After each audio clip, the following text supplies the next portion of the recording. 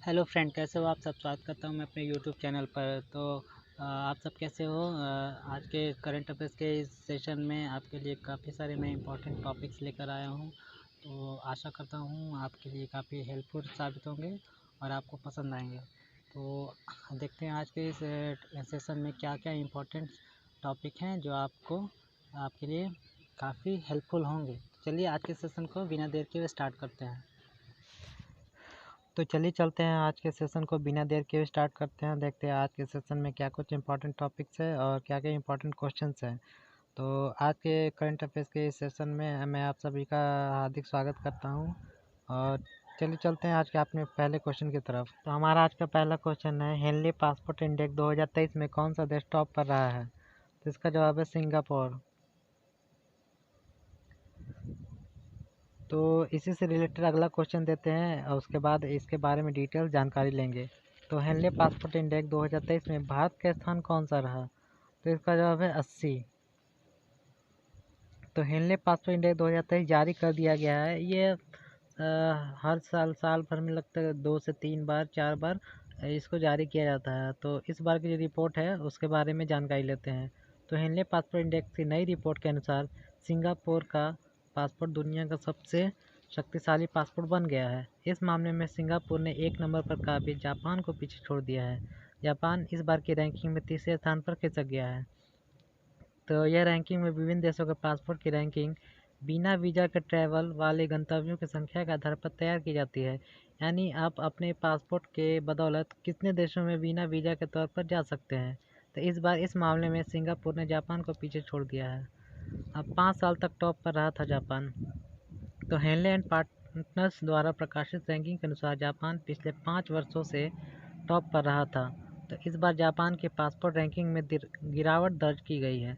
Japan के बिना visa के ट्रैवल वाले गंतव्यों संख्या में गिरावट दर्ज की गई है। तो देखते हैं कि सिंगापुर आखिर नंबर 1 कैसे बना। तो लंदन स्थित हेनले एंड पार्टनर्स की पासपोर्ट डेटा रैंकिंग के अनुसार सिंगापुर पासपोर्ट धारक दुनिया के 192 वैश्विक गंतव्यों में फ्री वीज़ा एंट्री पा सकते हैं। हाल ही में चीन में निजी उद्यम पर कार्रवाई और भू राजनीतिक तनाव की आशंका के कारण सिंगापुर में धन का प्रभाव बढ़ा है, जिस कारण इसकी रैंकिंग में सुधार हुआ है। यूएसए जो लगभग 1 दशक तक टॉप रैंक पर था, 2 स्थान फिसलकर 8वें स्थान पर आ गया। वहीं यूके 2 स्थानों की छलांग लगाकर चौथे स्थान पर पहुंच गया है। अब इसमें देखते हैं कि भारत की रैंकिंग क्या है। तो हेनली पासपोर्ट इंडेक्स के अनुसार दुनिया के सबसे शक्तिशाली पासपोर्ट की सूची में भारत 80वें स्थान पर है।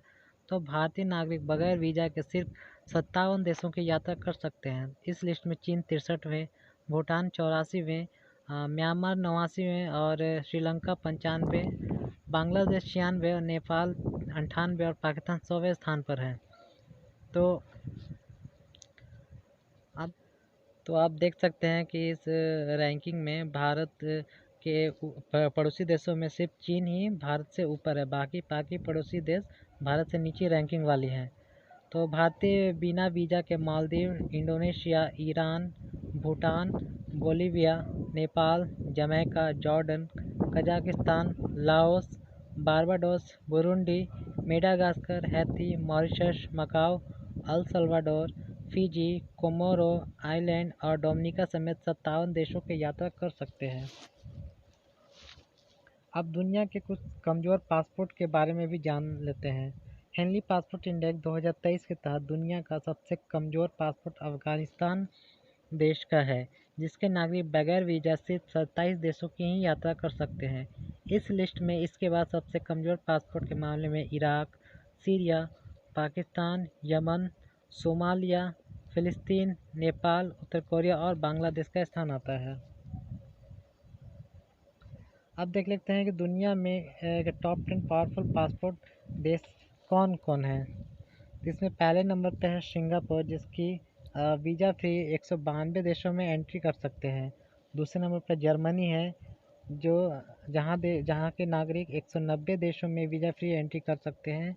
और दूसरे नंबर पे इटली, स्पेन भी हैं, जो 190 देश की यात्रा कर सकते हैं वहाँ के नागरिक। तीसरे नंबर पर है Austria, Finland, France, Japan, Luxembourg, दक्षिण कोरिया और स्वीडन। इन देशों के नागरिक 189 देशों में वीज़ा फ्री एंट्री कर सकते हैं। अब चौथे नंबर पर है Denmark, Ireland, Netherland, United Kingdom. इन देशों के नागरिक 188 देश में वीज़ा फ्री एंट्री कर सकते हैं। पाँचवें नंबर पर है बेल्जियम, चेक रिपब्लिक, माल्टा, न्यूजीलैंड, नॉर्वे और पुर्तगाल और स्विट्ज़रलैंड। इन देशों के नागरिक 187 देशों में वीज़ा फ्री एंट्री कर सकते हैं। अब छठे नंबर पर हैं ऑस्ट्रेलिया, हंगरी, पोलैंड। इन देशों के नागरिक 186 देशों में वीज़ा फ्री एंट्री कर सकते हैं। सातवें नंबर पर है कनाडा और ग्रीस। इन देशों के नागरिक 185 देशों में वीज़ा फ्री आ जा सकते हैं। आठवें नंबर पर है लिथुआनिया और संयुक्त राज्य अमेरिका। इन देशों के नागरिक कुल 184 देशों में वीज़ा फ्री आवागमन कर सकते हैं। नौवें नंबर पर है लातविया, स्लोवाकिया और स्लोवेनिया। इन देशों के नागरिक 183 देशों में वीज़ा फ्री यात्रा कर सकते हैं। और 10वें नंबर पर है एस्टोनिया और आइसलैंड। इन देशों के नागरिक कुल 182 देशों में वीज़ा फ्री एंट्री कर सकते हैं। हमारा आज का अगला क्वेश्चन है, रिजर्व बैंक ऑफ इंडिया ने किस कोऑपरेटिव बैंक का लाइसेंस रद्द कर दिया है? इसका जवाब है यूनाइटेड इंडिया कोऑपरेटिव बैंक, जो कि यूपी का है। तो reserve bank of India RBI ने उत्तर प्रदेश के एक bank United India cooperative bank का लाइसेंस रद्द कर दिया है। आरबीआई ने कहा कि यह बैंक बैंकिंग विनियमन अधिनियम 1949 के प्रासंगिक धाराओं का पालन करने में विफल रहा है। ग्राहक जमाकर्ता नियमों के तहत डिपॉजिट और क्रेडिट गारंटी कॉरपोरेशन यानी DIGCS से 5 लाख रुपए तक का अमाउंट निकाल सकते हैं। तो हमारा अगला क्वेश्चन है, भारतीय तटरक्षक बल के 25वें महानिदेशक के रूप में किसे नियुक्त किया गया है? इसका जवाब है राकेश पाल। तो रक्षा मंत्रालय ने भारतीय नौसेना अकादमी के पूर्व छात्र राकेश पाल को भारतीय तटरक्षक बल के 25वें महानिदेशक के तौर पर नियुक्त किया है। राकेश जनवरी 1989 में भारतीय तटरक्षक बल में शामिल हुए थे। गौरतलब है कि राकेश को फरवरी 2023 में ही भारतीय तटरक्षक बल के महानिदेशक पद का अतिरिक्त प्रभार दिया गया था। भारतीय तटरक्षक बल की स्थापना 1 फरवरी 1977 को की गई थी। ये रही उनकी फाइल फ़ोटो। हमारा अगला क्वेश्चन है, किस केंद्रीय बैंक ने ग्लोबल फूड किस केंद्रीय मंत्री ने ग्लोबल फूड रेगुलेटर समिट 2023 का उद्घाटन किया है? इसका जवाब है भारत के स्वास्थ्य मंत्री मनसुख मांडविया। तो भारतीय स्वास्थ्य मंत्री मनसुख मांडविया ने नई दिल्ली में ग्लोबल फूड रेगुलेटर समिट 2023 का उद्घाटन किया। इस अवसर पर उन्होंने खाद्य सुरक्षा के लिए एक वैश्विक मंच बनाने का आह्वान किया है। इस 2 दिवसीय सम्मेलन में केंद्रीय कृषि मंत्री नरेंद्र सिंह तोमर ने भी भाग लिया। इस शिखर सम्मेलन का आयोजन भारतीय खाद्य सुरक्षा एवं मानक प्राधिकरण द्वारा किया जा रहा है। तो इस मौके पर आप उस आयोजन से रिलेटेड फोटोग्राफ को देख सकते हैं। हमारा अगला question, SBI capital market limited के नए MD और CEO के रूप में किसे नियुक्त किया गया है? तो इसका जवाब है Ajay Kumar Sinha.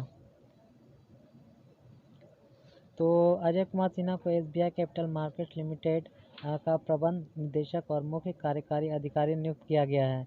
SBI capital markets limited भारतीय स्टेट बैंक की पूर्ण स्वामित्व वाली सहायक और निवेश बैंकिंग कंपनी है। सिन्हा ने अमिताभ चटर्जी का स्थान लिया है। तो आप उनके फोटोग्राफ को अपने स्क्रीन के दाहिने तरफ देख सकते हैं। हमारा अगला क्वेश्चन है, किस भारतीय ग्रैंड मास्टर ने हंगरी में सुपर GM शतरंज टूर्नामेंट को जीत लिया है? तो इसका जवाब है भारतीय ग्रैंड मास्टर R प्रज्ञानंदा। तो युवा भारतीय grand master R Praggnanandhaa Hungary में वी गेजा हैटिनई मेमोरियल सुपर GM शतरंज टूर्नामेंट 2023 का टाइटल जीत लिया है। तो 17 वर्षीय प्रज्ञानंदा ने 6.5 अंक अर्जित कर 10 खिलाड़ियों की प्रतियोगिता में पहला स्थान हासिल किया। वह इस टूर्नामेंट में अमीन ताबाताबेई ईरान और रूस के सानान सजुगिरेव से 1 अंक आगे रहे। तो R प्रज्ञानंदा भारतीय ग्रैंड मास्टर है। ये रही उनकी फाइल फ़ोटो। हमारा अगला क्वेश्चन है, अंतर्राष्ट्रीय शतरंज दिवस प्रतिवर्ष कब मनाया जाता है? इसका जवाब है 20 जुलाई। तो अंतर्राष्ट्रीय शतरंज संघ यानी कि FIDE की पहल के तहत अंतर्राष्ट्रीय शतरंज दिवस प्रतिवर्ष 20 जुलाई को दुनिया भर में मनाया जाता है। इसकी शुरुआत वर्ष 1966 में की गई थी। अंतर्राष्ट्रीय ओलंपिक समिति ने 1999 में ही FIDE को मान्यता दी थी। तो विश्व शतरंज दिवस 2023 के थीम को लेकर कोई आधिकारिक घोषणा भी नहीं की गई है। हमारा अगला क्वेश्चन है, राज्यसभा के नए उपाध्यक्ष के रूप में किसे चुना गया है? तो इसका जवाब है एस फांगनोन कोन्याक। तो भारतीय संसद के उच्च सदन में नागालैंड की एकमात्र सांसद एस फांगनोन कोन्याक को राज्यसभा के एक उपाध्यक्ष के रूप में नामित किया गया है। तो राज्यसभा में प्रक्रिया और कार्य संचालन के नियमों के तहत राज्यसभा के सभापति जगदीप धनखड़ ने उपाध्यक्षों के पैनल में फांगनोन को नामित किया। फांगनोन नागालैंड मोन जिले के ओटिंग गांव के रहने वाले हैं। हमारा अगला क्वेश्चन है, वर्ष 2024 में फिल्म फेयर पुरस्कारों के 69वें संस्करण का आयोजन किस राज्य में किया जाएगा? तो इसका जवाब है गुजरात। तो वर्ष 2024 में फिल्म फेयर पुरस्कारों के 69वें संस्करण का आयोजन गुजरात में किया जाएगा, जिसको लेकर तैयारियां भी शुरू कर दी गई हैं। यह पहला मौका है जब गुजरात में फिल्म फेयर पुरस्कारों का आयोजन किया जाएगा। इसके आयोजन से राज्य में फिल्म गंतव्य और पर्यटन को बढ़ावा मिलेगा। फिल्म फेयर पुरस्कार एक वार्षिक पुरस्कार समारोह है। इसका आयोजन पहली बार 1954 में किया गया था। हमारा अगला क्वेश्चन है, एशियाई सर्फिंग चैंपियनशिप का आयोजन किस देश में किया गया? तो इसका जवाब है मालदीव। तो भारतीय सर्फ टीम ने मालदीव के थुली सदु द्वीप में आयोजित एशियाई सर्फिंग चैंपियनशिप में कांस्य पदक जीता। इस चैंपियनशिप में एशिया के 18 देशों ने हिस्सा लिया था। भारतीय टीम के पुरुष वर्ग में 4 वरिष्ठ सर्फर और अंडर 18 वर्ग में 2 सर्फर शामिल थे। इनमें से 6 में से 5 सर्फर तमिलनाडु से थे। तो भारतीय सर्फिंग महासंघ भारत में सर्फिंग के खेल के लिए मान्यता प्राप्त राष्ट्रीय शासी निकाय है। हमारा अगला क्वेश्चन है, जीवन बीमा निगम के नए प्रबंध निदेशक के रूप में किसे नियुक्त किया गया है? इसका जवाब है सतपाल भानु। तो जीवन बीमा निगम LIC ने सतपाल भानु को कंपनी का नया प्रबंध निदेशक नियुक्त किया है। इससे पहले सत्यपाल भानु भोपाल में भारतीय जीवन बीमा निगम के जोनल ऑफिस के अतिरिक्त क्षेत्रीय प्रबंधक के रूप में कार्यरत थे। LIC की स्थापना 1956 में की गई थी। इसका मुख्यालय मुंबई में स्थित है। तो सतपाल भानु जो कि LIC के प्रबंध निदेशक नियुक्त किए गए हैं, उनकी फोटोग्राफ आप अपने स्क्रीन के दाहिने तरफ देख सकते हैं।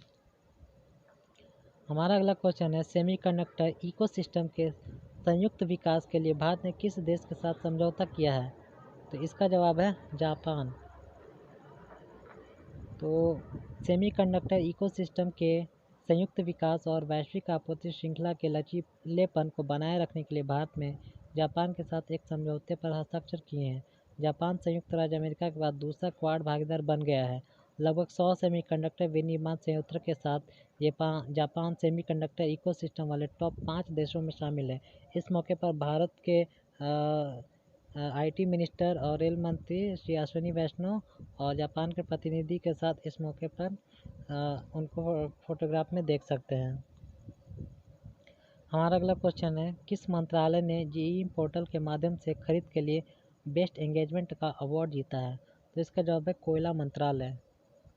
तो कोयला मंत्रालय ने GEM पोर्टल के माध्यम से खरीद के लिए बेस्ट एंगेजमेंट का अवार्ड जीता। कोयला मंत्रालय ने खरीद इकोसिस्टम में सफलतापूर्वक नए मानक स्थापित किए हैं। तो कोल इंडिया लिमिटेड के राइजिंग स्टार से सम्मानित किया गया है और NLC इंडिया लिमिटेड को समय पर भुगतान यानी टाइमली पेमेंट्स कैटेगरी में सम्मानित किया गया है।